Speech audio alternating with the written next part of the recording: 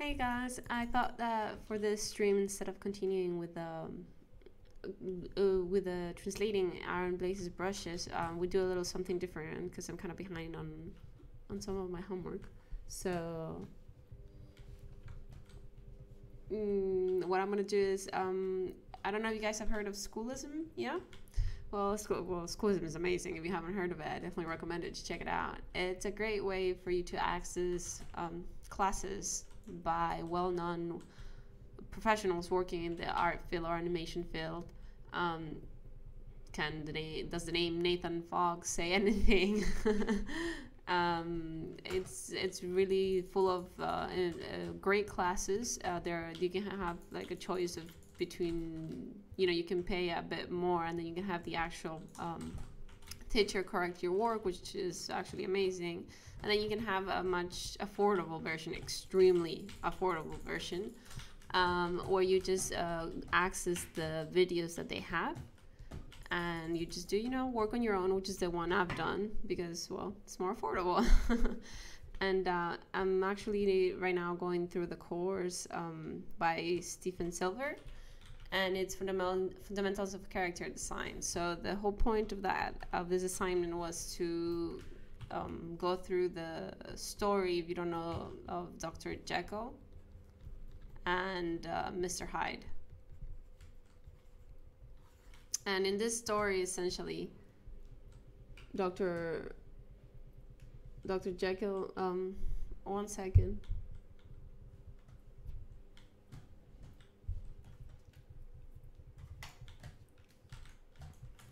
So, are you guys switching? Can you hear my audio?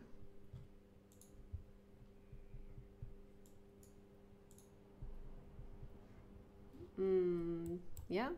Okay. All right then. So the Dr. Jekyll and Mr. Hyde story goes as follows. And a very big summary, if you haven't heard about it, yeah, definitely recommend. I think it's in YouTube. I actually put it into a video, and there's like a 3-hour. There's plenty of choices to hear the story, which is really good actually. I didn't know about the story. So Dr. Jekyll is a very well-known scientist. He cares about the opinions of others and the kind of place he is in society, and he suppresses a lot of whatever sinful fancies he might have, but he encourages that in others. Sinful meaning less correct, I guess, maybe drinking, cursing, cigars, indulging, etc.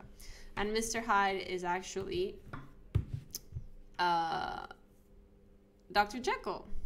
You see Dr. Jekyll, being a scientist and all, creates this wonderful potion or medicine that when you drink it, you transform into somebody else. And essentially Mr. Hyde is all the bad parts of Dr. Jekyll.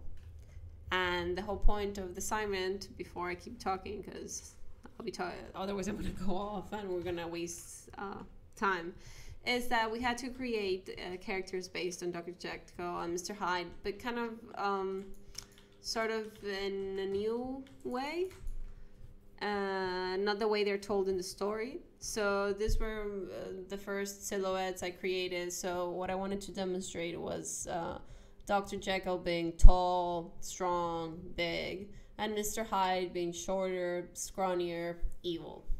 So Dr. Jekyll is supposed to be a superhero this time, and the idea that formed, or the story that formed in my head, was that Dr. Jekyll was actually a superhero, and he was constantly fighting a villain that he actually never sees, and he doesn't know why.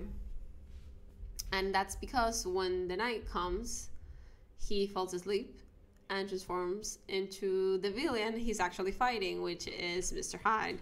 And Mr. Hyde obviously spends the whole night trying to create evil plans that unfold during the day for the superhero that he doesn't know it's himself. So it's essentially they're just fighting each other, which I thought was kind of nice. So the whole point was to show that Mr. Hyde is evil, scrawny, completely the opposite of Dr. Jekyll. So those were my first thumbnails, and I ended up choosing the ones that I liked the most. Were this was this shape. Let me make my pencil bigger. It was this shape, that triangular shape. I really liked it. And originally I went with this shape for Mr. Hyde. This hunched over, evil kind of looking shape. You'll see that even though I started working with it, I didn't really like it, and I ended up changing it. So this was my first take on Dr. Jekyll. There he is. That triangle shape. I tried different faces, and this is the one I like the most. And then I continue developing it, because in Schoolism, you can actually, when you sign up to Schoolism, you get access to a Facebook group, which is really nice because it's full of other people like-minded like you who are studying art, and you can just, you bask in that ambience of art, and you can put up the images that you're doing of the courses, and they'll provide very helpful hints. And when I submitted this image, I got some feedback, and this is my next iteration of what I think it should be. So this is the final one for me. So here's a cleanup for Dr. Jekyll. And, very muscular, tiny legs, small legs, very small hip. He's all torso, pretty much. He's all muscle. And this would be my Mr. Hyde. Well, that's the final one. Let me show you the other one first. See, this is one I did originally. I wanted him to be, hunched over, very creepy looking. But as I looked at him, I didn't feel that he was creepy enough. Because that face is not very creepy, It was funny, but not creepy.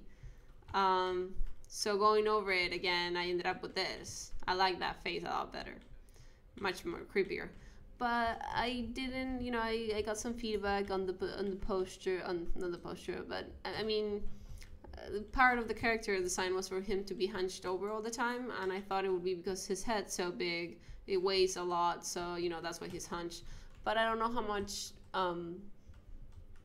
play you could give, if this was meant for an animation show or a TV show, you could give to the character to move around.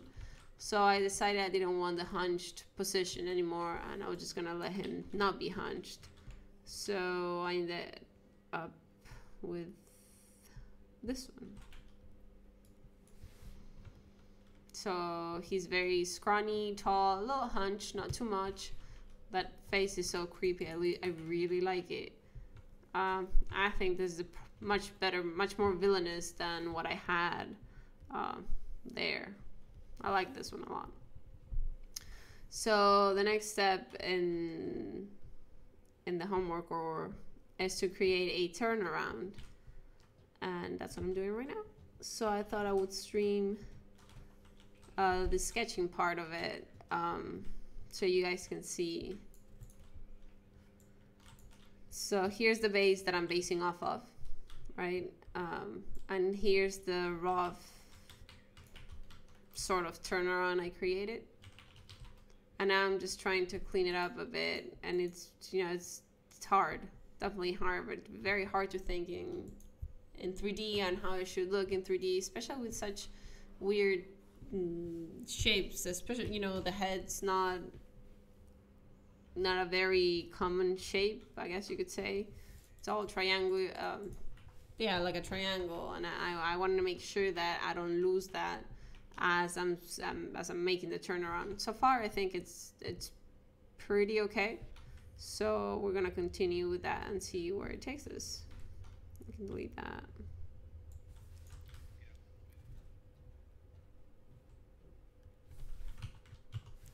Okay, now enough talking, and we can continue.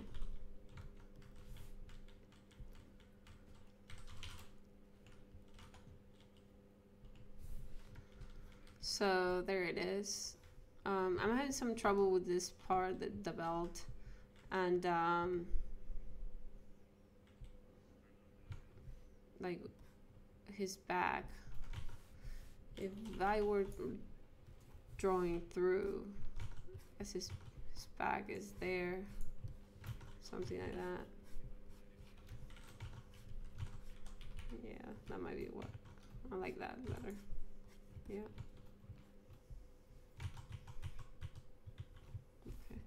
So I'm just gonna create a new layer so I don't have to be worrying about overwriting this. So yeah, like that. There it is.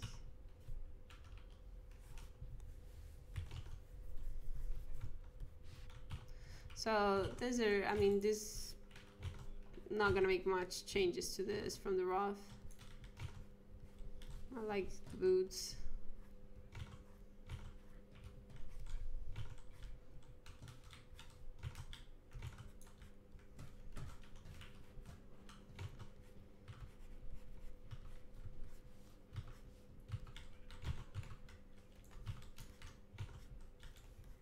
Ooh, bad, bad, bad. Nasty tangent.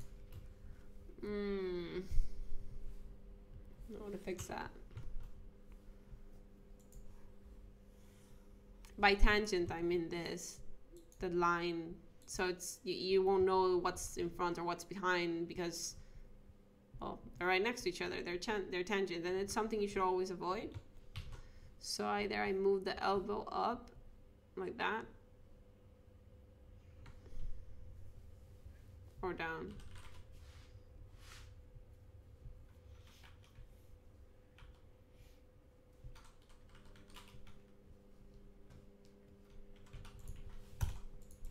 Yeah.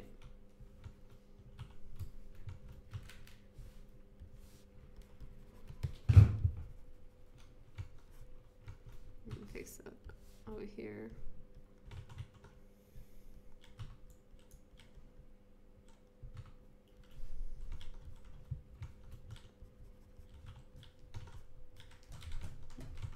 There we go. Bit less of a tangent, though still a little weird with the thumb there. I don't know if I'm gonna leave it like that. We'll see. I don't know if you saw what I did when I did that transform. It's something that's actually very helpful. So imagine you have this, right? And that's your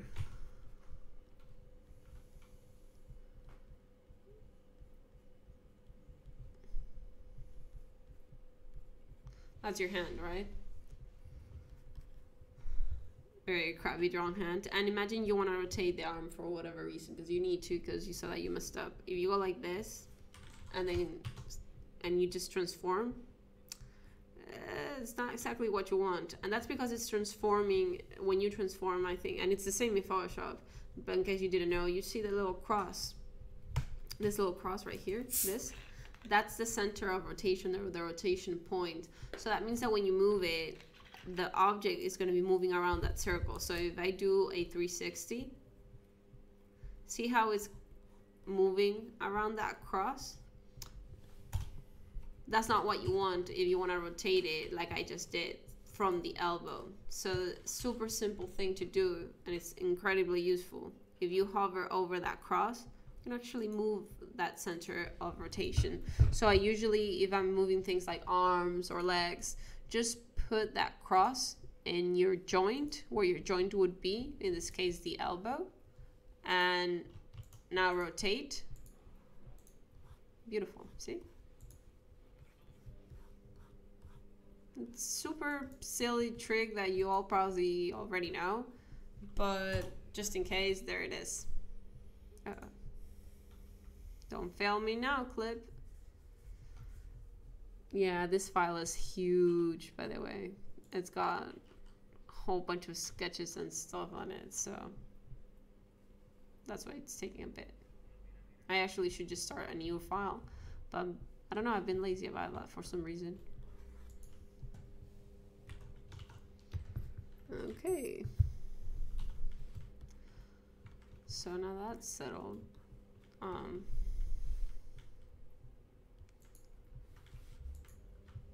I need to have the other one there.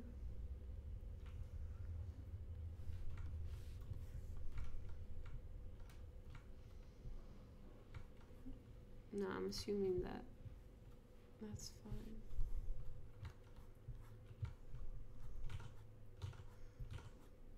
So he's supposed to be in 3/4 right now, which is So I mean, you can have essentially a bit of the same shape.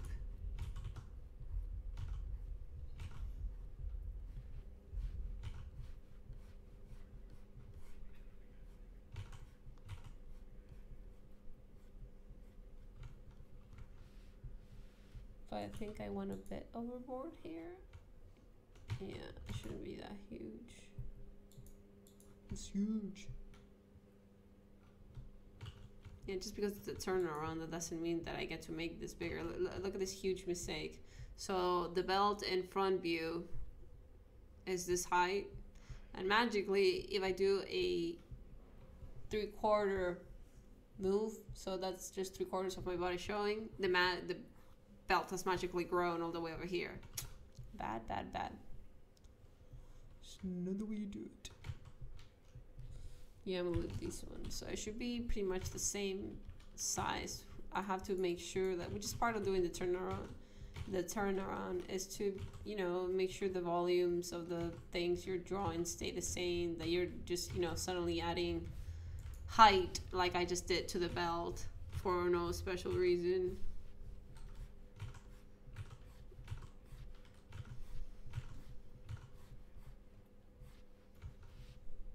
Yeah, this is good. I like that little. Yeah, I like that. So in front view, the little zipper is right there. And I don't know what the name of that muscle is. It's the one that grows a lot when you do, I think, your back. No, not trapeze. Trapeze? Trapezius? I know it's something like that. It's this one. So the zipper is right below that. Trapezius muscle. I don't know. I have to look. I have to look that up later. So if I continue that trail of thought, it's gonna be pretty much in the same position.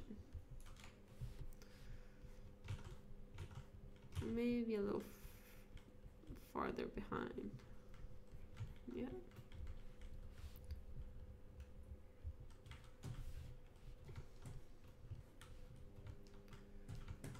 Whoa.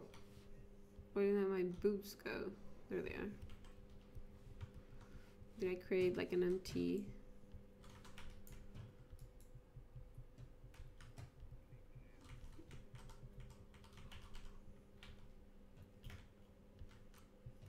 Alright. Now that that's done with, I still think there's a little... Not sure about this. I think it might be too... Yeah. That's better.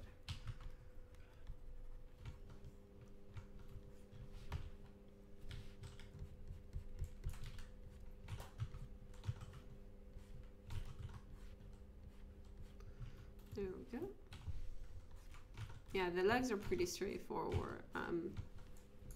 Can't really complain about that. I like how it's looking in this. This, I would like it to be more straight.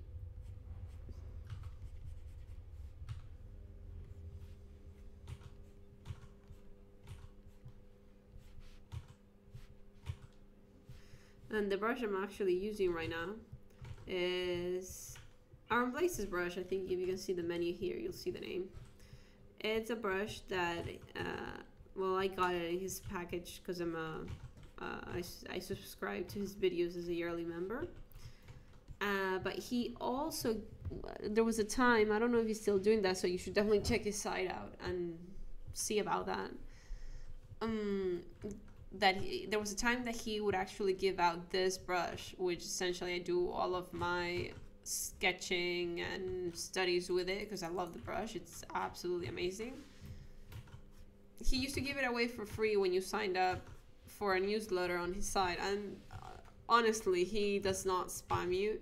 The only time he ever sends out a newsletter is either to announce a new course or to tell you about a sale on his site. So definitely recommend that. If it's, I don't know if he's still doing that. I know he also used to give out a free how to draw elephants I think it's worth like $25 right now in his site. But if you sign up to the newsletter, he would give it to you for free. It's a PDF, which is excellent PDF. I definitely went through it for when I was doing my children's book illustrations on Asian elephants. Definitely used it a lot to learn how to draw them and know about, their specifics and their characteristics. So yeah, like I said, you've got what can I say? I'm a true fan of all Aaron Blaze. He's an amazing artist and excellent teacher as well. I don't know. I still feel that this, because look at all the space there is from the leg to the belt. But on the front view, yeah, but I guess in the 3/4 views, it's got to account for how thick the belt is. But it looks to me like that. It looks ridiculously thick. So in the front view, it doesn't look like that. So I'm gonna have to shorten that too much. Yeah.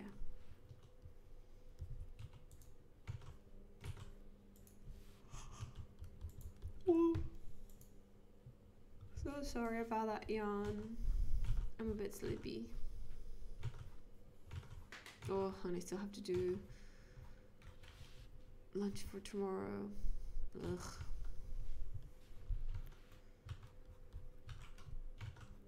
So I'm just gonna cut it short there.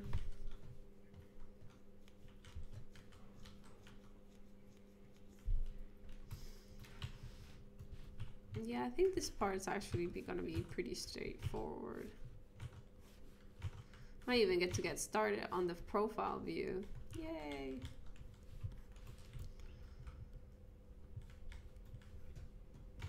Oh no, I was following the wrong one. It's this one I have to follow. So from the front view to the 3/4 view,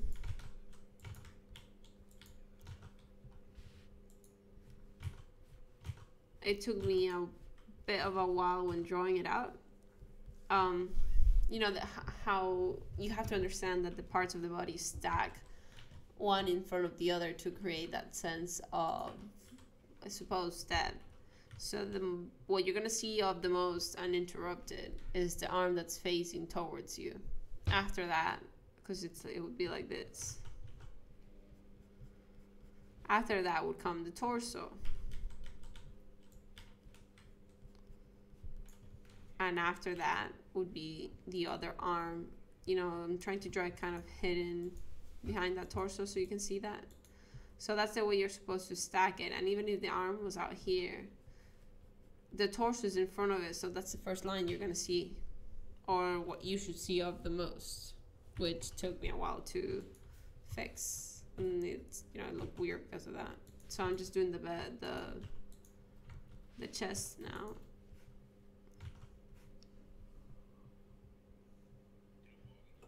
Trying to, there we go. I don't know what this is called. It's, if I'm not mistaken, you have the rib cage, right? And then the rib cage goes like that, right? Well, this right here.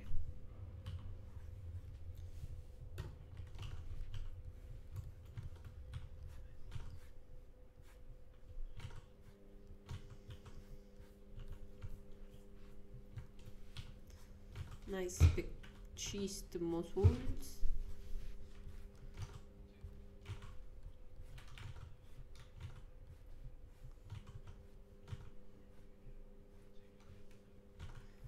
And I've totally missed out on the mermaid month. Last year I definitely did plenty of sketches for the whole month, but I really want to get through the Schoolism courses. So yeah, give some things up. It's either that or I don't sleep anymore. And that's not good either. You have to sleep. So there's the chest, and it should be overlapping the arm there, which is good so far.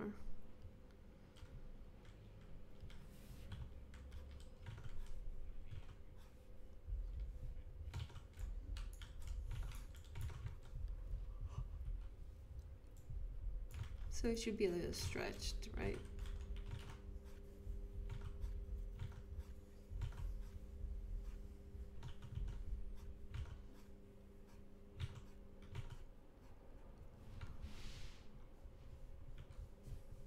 Doesn't look too stretched to me. He looks like he's a bit heavy.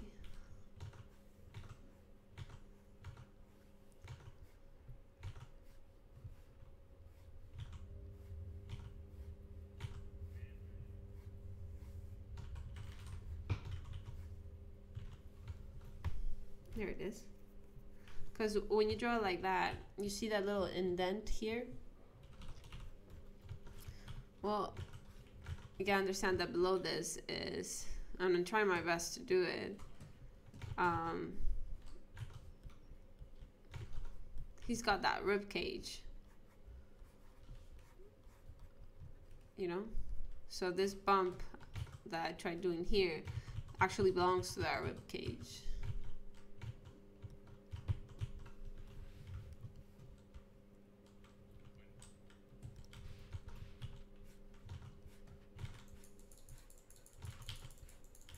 There we go. So it's this bump that I'm talking about. Oops.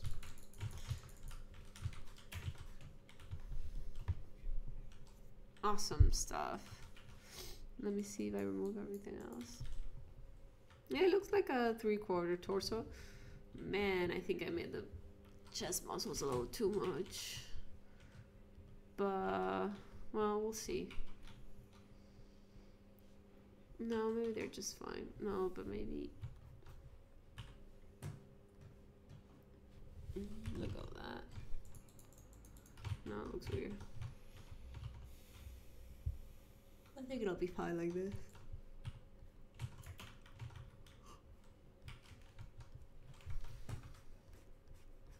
Yeah. Yeah, it's good. Now we're gonna do the other one.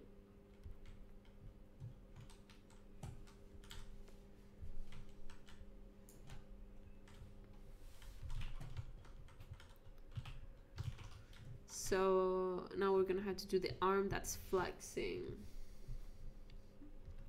This one took me a bit too, because I had to realize, oh, here's one, right?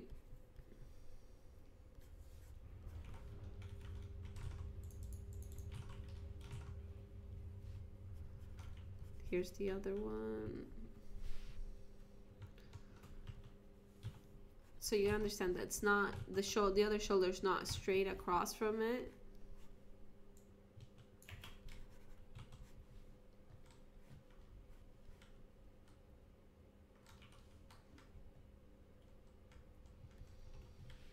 I'm just trying to think how to best portray this.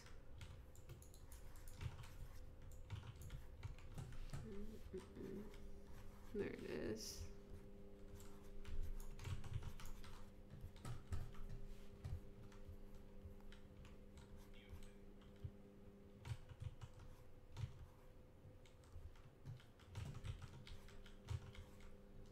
Maybe something like that.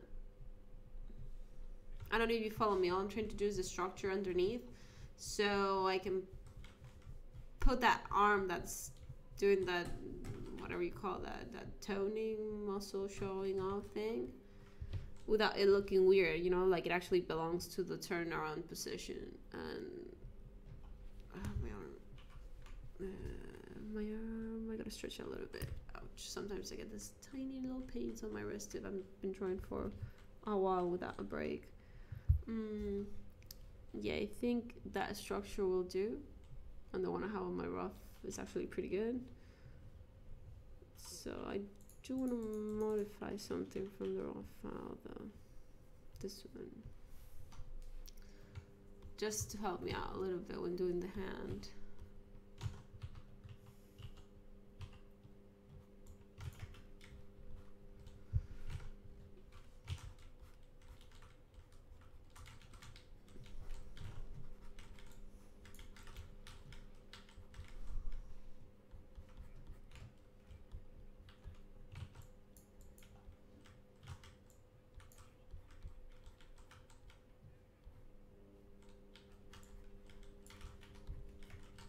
This is like a really crappy.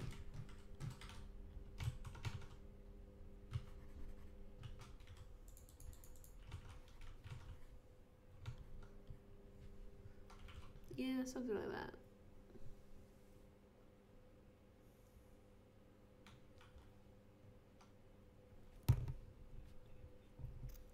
Yeah. Yeah, I think I'm gonna go ahead with it. So the trapeze muscle, I'm gonna have to look that up. And I should also have to look it up if it punches up when you flex. That's the shoulder right there. So maybe a bit of a straight line, maybe, yeah. Instead of so much half circles, it's gonna make him look like he's Mr. Dough Man. Oh, I gotta stretch my wrist. Here we go, the triceps. We go right into the armpit and chest muscle.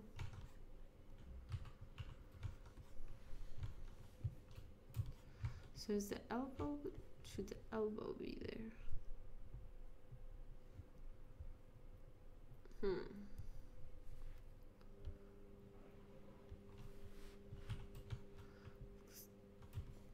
That elbow looks like it's way off.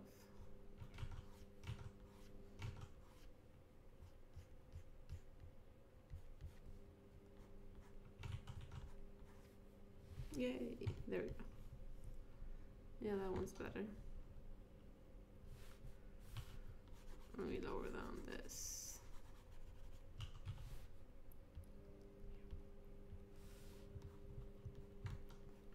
It's like this. No, I actually even had to take a picture of me like that so I could have some reference, because I just didn't realize how the chest in such a position, you know, it's overlapping into the far arm.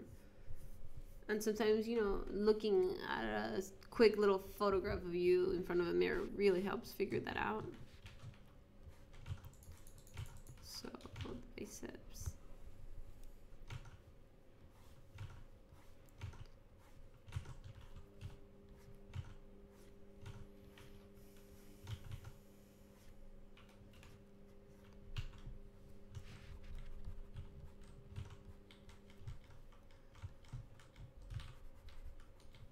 Okay.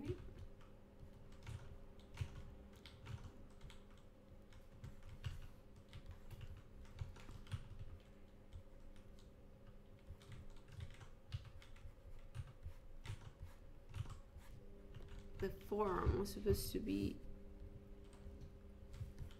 pretty big. Let me see the original. Yeah, look at that forearm. It's huge. So I gotta make sure it matches here. And I kind of like the fact that he's like 80% torso, but it doesn't look weird, you know? If you saw, you know, if this was real life, you somebody who was 80% torso, it would look really weird. Because look at the legs, they're so tiny. But it looks good, you know, it doesn't, I like the way it looks. It's kind of interesting how breaking some of the, not rules, but well, no, they are anatomy rules, but how you can break them and it still looks good if you keep on putting the rest of the stuff where it's supposed to go.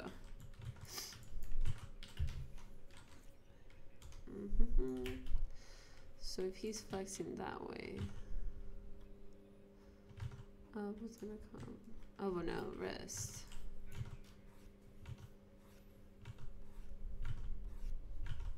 Oh, you guys want to know a super interesting, but I imagine useless or not useless fact that I learned today?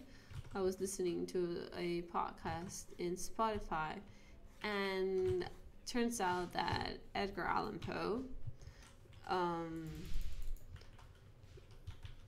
died in a very mysterious way. Definitely not of natural causes. Apparently, the general story is that he was a drunkard and he had way too much alcohol in the system, which caused him to die. But others speculate that it was murder because of a long story of personal affairs. Pretty interesting. I would have never thought that. And I think there's a tale too from Edgar Allan Poe. I think it's called I Bet the Devil's My Head. That's one of my favorite stories, but it became my favorite when I heard it in Spotify, I think. The audio was reenacted, and it was really good. The voice actors did a really good job. It's a good, creepy story, alright. Yeah, that should be straight. That's good.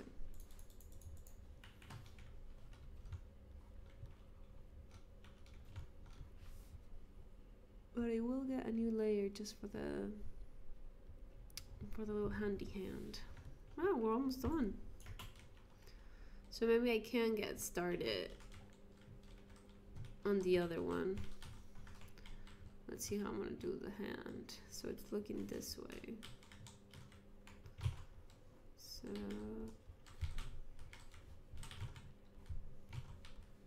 essentially this is what the hand is, right?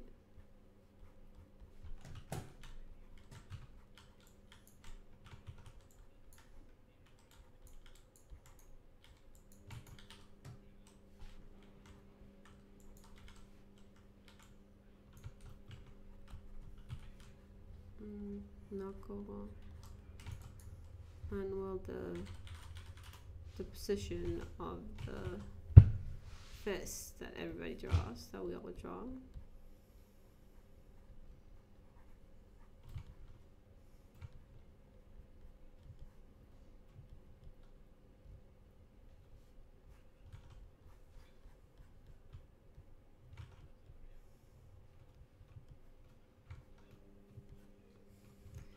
The position of the hand doesn't look like it's matching the 3/4 position of him.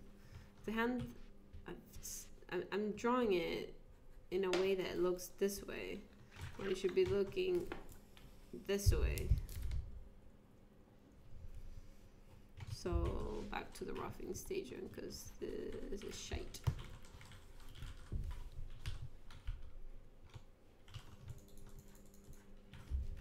Oh, come on, hand. I'm just gonna resort back to boxes, which is much easier to do.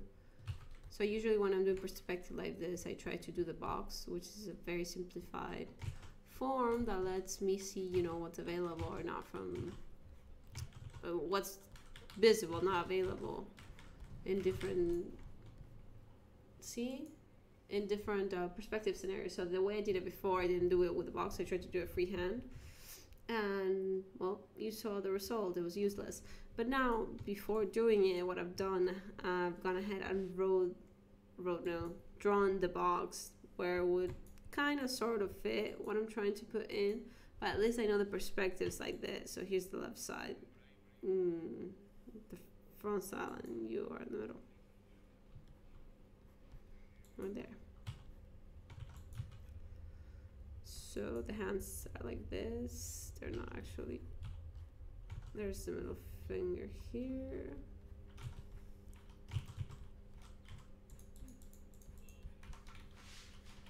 And the thumb.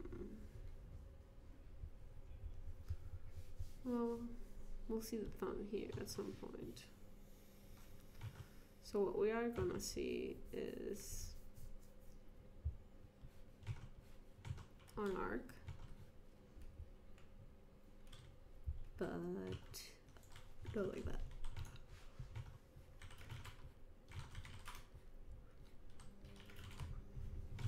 It's gotta follow, because if you know, the best thing about his hands is that we'll have him, right? So there's your reference right there. So if you do a punch like that with your right hand and look at it kind of 3/4, you'll see that the line of the knuckles is not straight. It kind of tapers into the small size of the pinky. So it's a really quick way of making something look good. So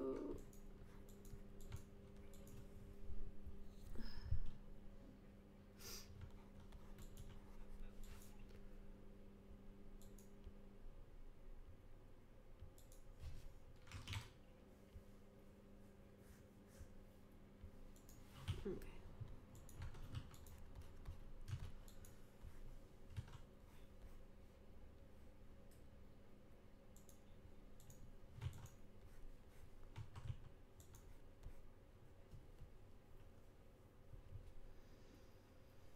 So all I gotta do now are the fingers, but I'm having a bit of a hard time.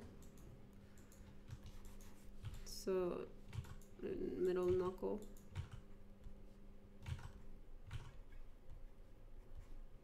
Main knuckle.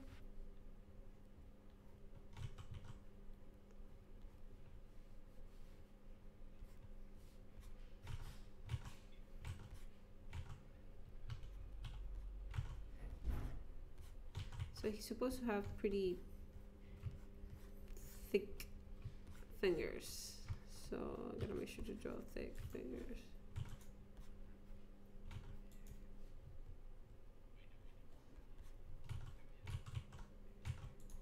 Either this would overlap or the lines are going to combine with each other.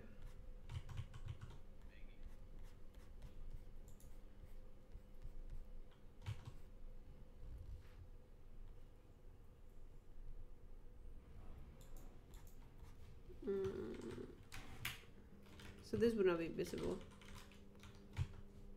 Let's lower it down. This would not be visible.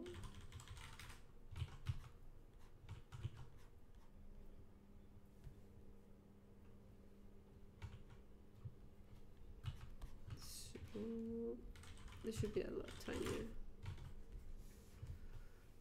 This should be a little tinier.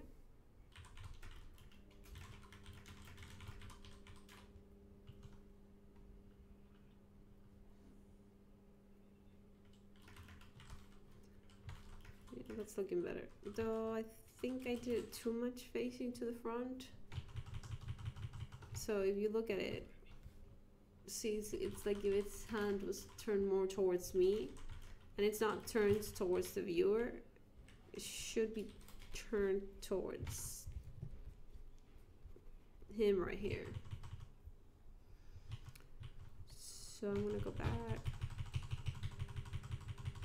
and I just realized why it would look like that. So if I'm looking from left to right, the pinky is the one closest to me. So let's have the pinky. Let me check my hand reference. We'll have the pinky.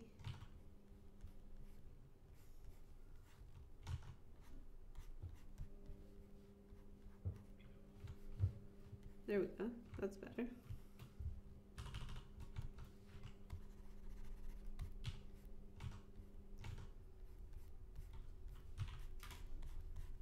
So it's the pinky that should be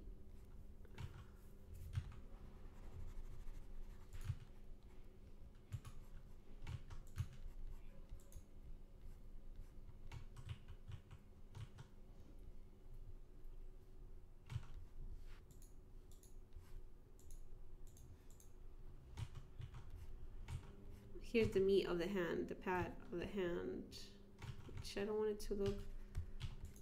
There you go, that's better. Because it was looking a bit squarish.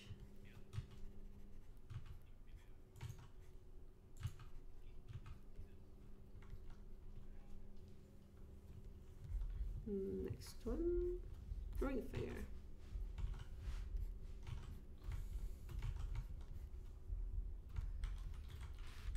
Though I feel like this one should be something like that. Yeah. And according to my hand,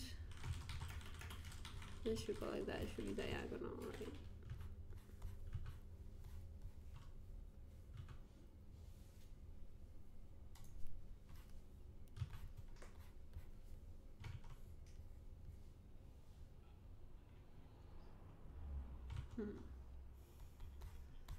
There's the middle finger.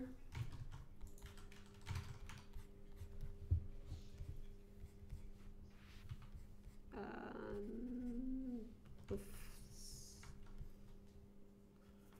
Not really liking it, so I'm gonna make this more curved, and I will move a little bit to the right. There we go. That knuckle should be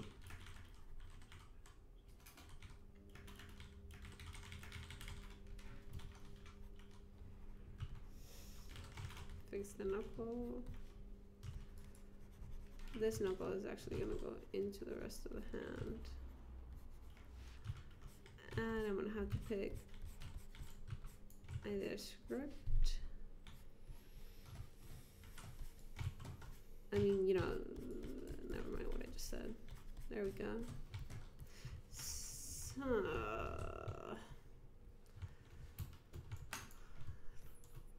I may have gone overboard with the size of the middle finger, so I'm gonna try to fix that from here.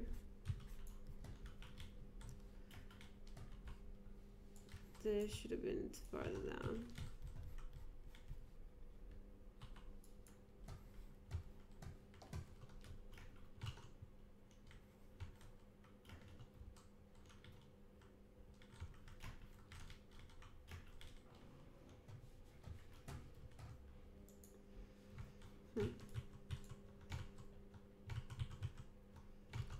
It's supposed, when you're drawing your hand, like I said, I hit save, I think. You look at your hand when it's doing a fist. Say this is your pointing finger. It really should just go.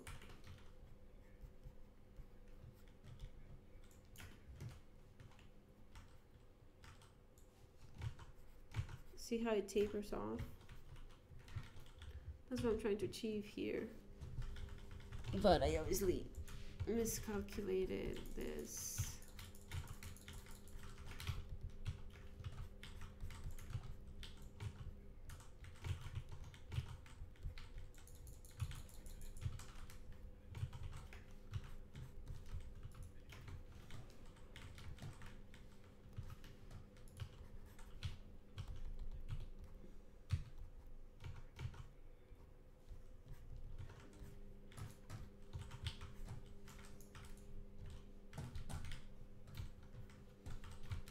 I have gone a little too much with this.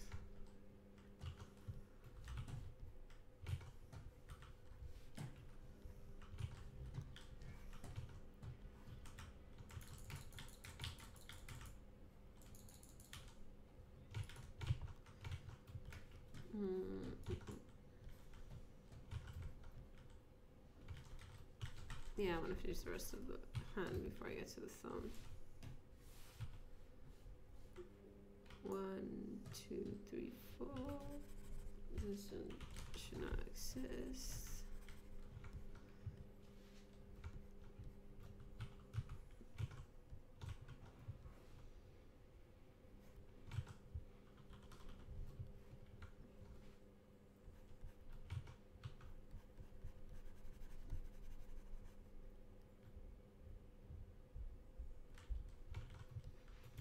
Trying to think what's the best approach for the palm, but I'm just gonna go with collecting the lines. Connecting, not collecting.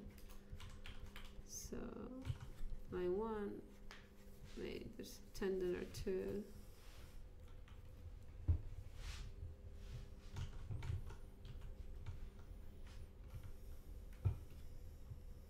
Yeah, the hand's better like that. Let me flip the canvas for a second.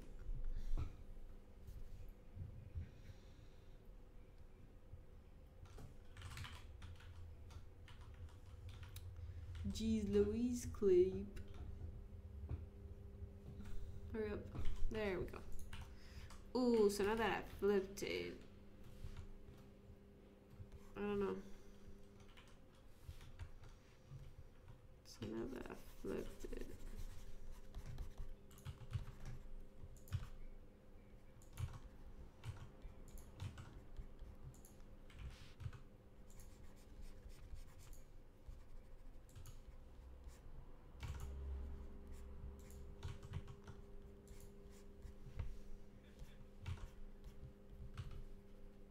It's a little better.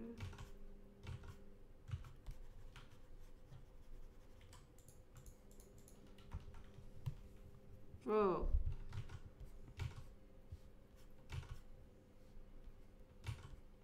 My brain done messed me up right there. I didn't even know what I was drawing. See, now I'm just trying to get the knuckles. And I realize that when you're punching like that, your hands, the little lines between your fingers actually connect. Yeah? No, never mind, they don't. I just looked at my hand like they didn't. For some reason, I thought they did.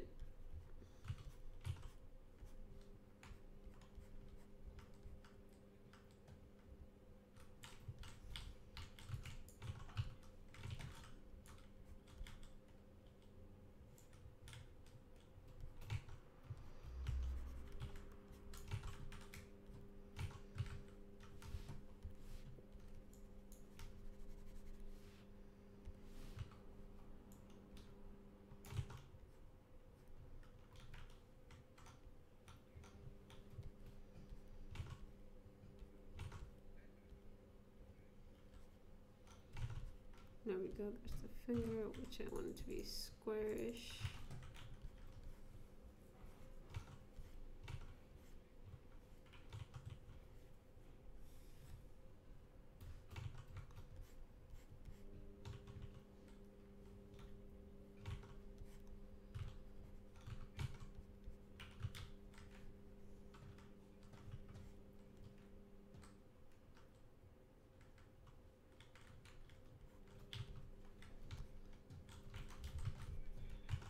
Now I think I'm just noodling. There's something wrong with the hand and I don't know what it is. It looks, maybe it's this. This should be more like this. And then maybe it should be.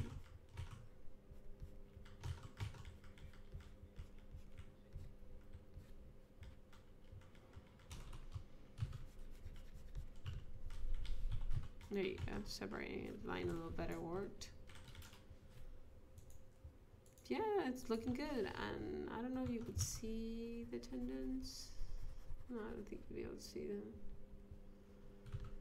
What's this?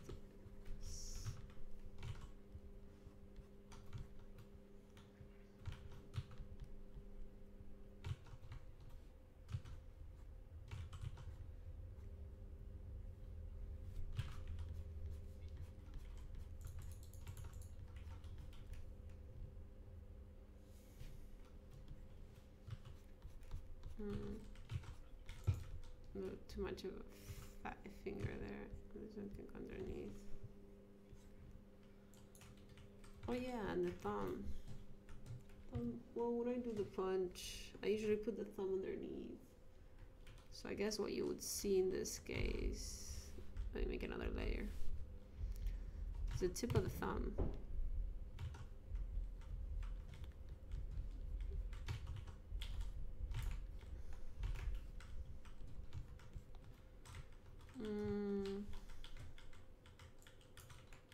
Does it look like a thumb like that? Hey, you, what are you doing there?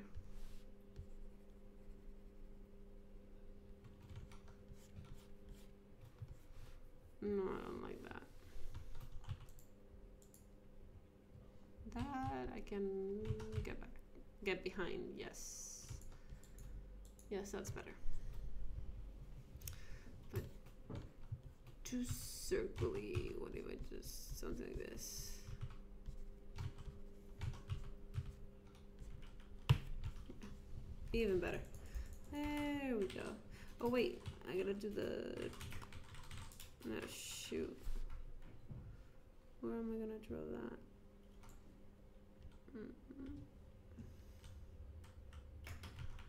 Is it not in my rough? No.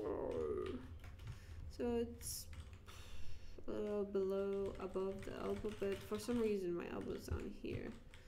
And this, I should fix this. Just make it something like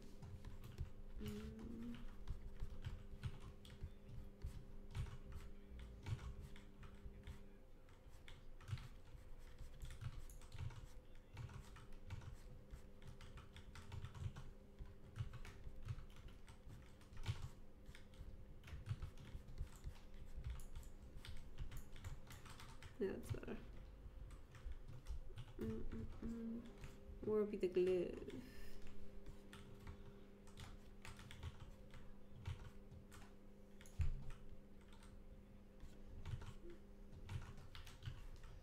So I gotta separate this because this part of the arm would be in front of that, so something like that. Yeah, not so bad.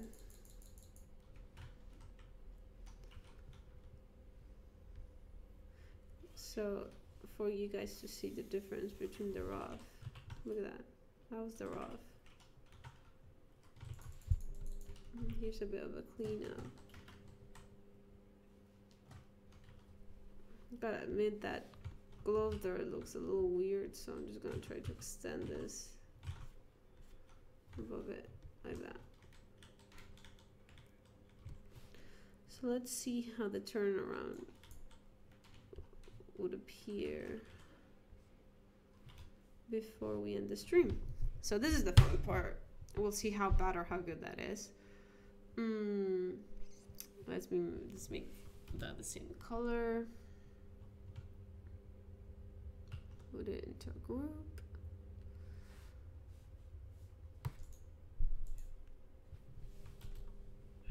But actually, no, I don't want that as a group.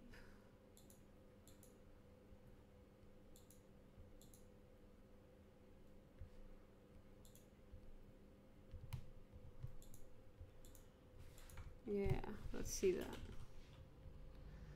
Does he actually feel like he's turning? Yeah.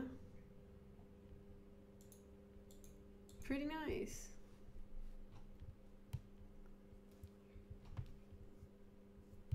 So it feels like he's turning. So you gotta make sure that the foot is on the same plane, yeah? But what's important is that it feels like he's not turning into some wobble, like his volume's not changing, he's not becoming skinnier. His head's still, you know, kind of triangle shaped, square jaw.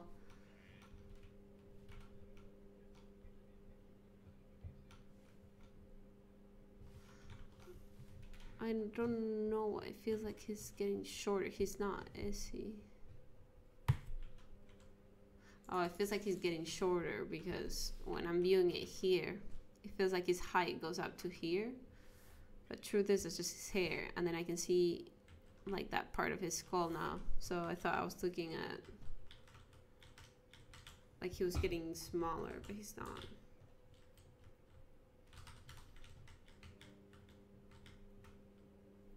Awesome. Yeah, I think it's good. I'm sure I'll see the mistakes tomorrow.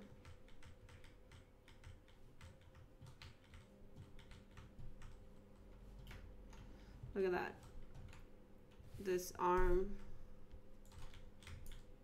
It does look like he's turning inside, yeah. Oops. So the next turnaround part would be profile. And then I think it goes like 3/4, but on the back, like you pretty much see most of his back. Don't know if that's, might not like that very much. So I gotta fix it.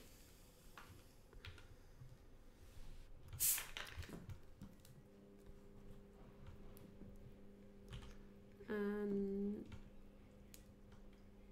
yeah, that should not be so thick. Hey, why is it not drawing? Yeah, something like that. That's better.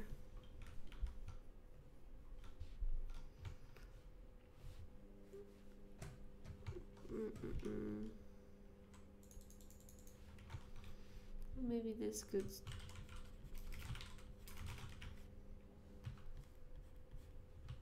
Maybe a little more. Yeah, I'm pretty happy with it. Good stream, good stream. Even though I got started a little late. I did get started though before with the hardest part, which was the head. It just gave me a nightmare of a headache. But it's done. It's finished. Yay! So thank you very much. So I hope this stream was a little more entertaining than the previous ones. Though I will continue transferring Air Brace's brushes into Clip Studio because, like I said, I have so many I need to transfer so I can start using them. But this was a bit more priority-wise because, you know, I need to keep going through those Schoolism courses, and if I don't do the work, I can't get through the Schoolism courses. One quick fix. Last one, I promise. There you go. There you go. Thank you so much. And that's pretty much it. So I'll see